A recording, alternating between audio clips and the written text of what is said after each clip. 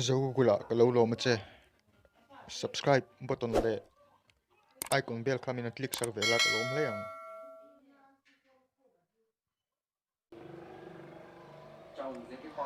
ole tun tum chu YouTube application khoi pa application dang khoi dan YouTube video play pa application dang khoi dan kan zir ho anga amai ro chu hey tun tum application kan mang do na phone chang kata chunin a support ten YouTube fan sanga te po picture in picture mangin screen pani a hon rual thaya ama ro chu phone in a support lo phone in a support vel lo ang chia mandan application YouTube le application dang hon rual da kan zir hawang se tong khan application pakhat kan mang tel dong ka te kha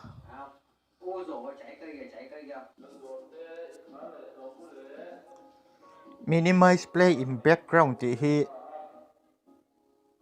I download anga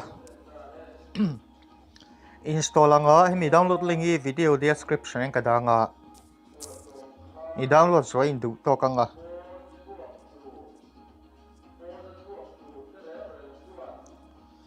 oi ti mini ti hian lo omanga han lut la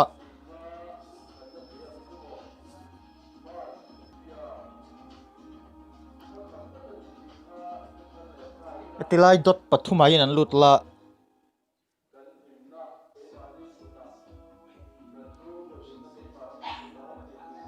wifi chau manga application ni mang do ni chu ni on anga music video ang chau chi en non chu ni on le mai anga video quality hi default a hian low medium high oma idu ang to kini setanga pasal thati vel story ti vel ngai khang non chunin lo hi poi lawang data e hik lo do loading a tlemina sak lo do boka senam bekla search and lut la live search box a hian lut le la idu video kha I zong don ni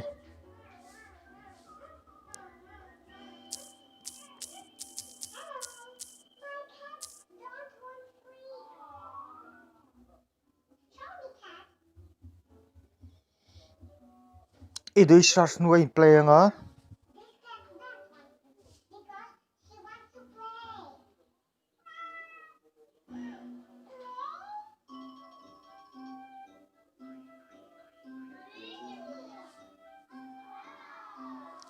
I'm play ta mo tia phone keyboard pon lama home button I phone home button he click ang zo Google channel kan lo lo ma che I phone home button kan click zeu la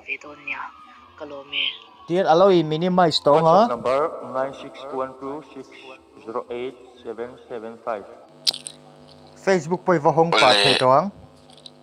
Airtel user data na thulo momo hey in class na kana viewer provider te train ka chumbeng rapa Airtel ta pon klacheta a tundin muna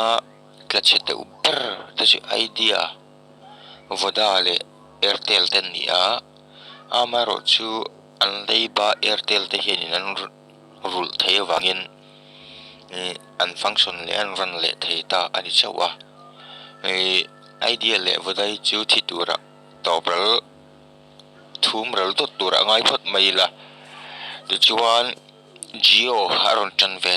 generon lave thunga Geo ye tikhan I home button I click khanin nachin kan enang khan I minimize maya masya pause sung vel khana thei lova I play pa ngai ni play lai ring khana oma angaya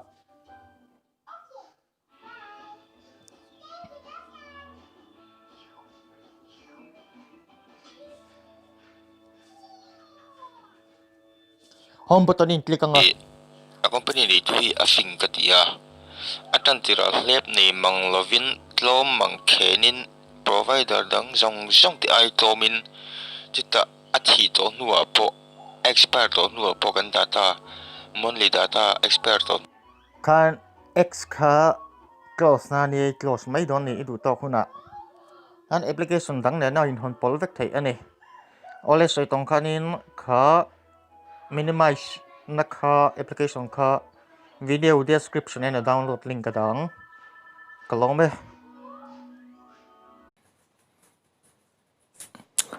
ole tundum chu phone dual screen na hondan kan zir na windows pani hondan ei chen ka phone na chun a support nga maya ei chen ka ta chen support lova chu van chi ni karon entir non chewa tuna ka phone nga te chuanin khu tilai minimize na khu back button ama home button ama khumi minimize button khu click tai la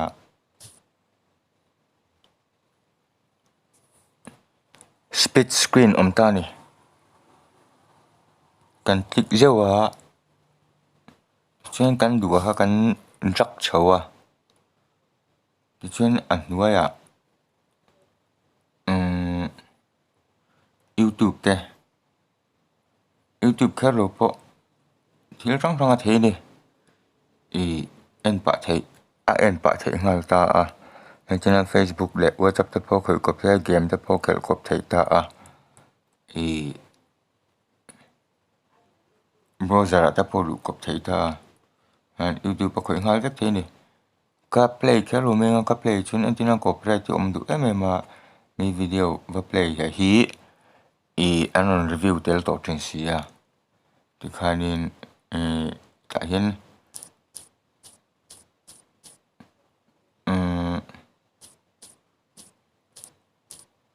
kan chang maya WhatsApp kan khoi du chen WhatsApp kan ve khat kan to cha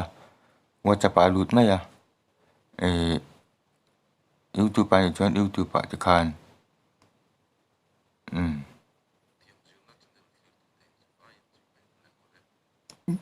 Isama channel khania chen heta hianin kan ti top du chuanin ten kan share thlang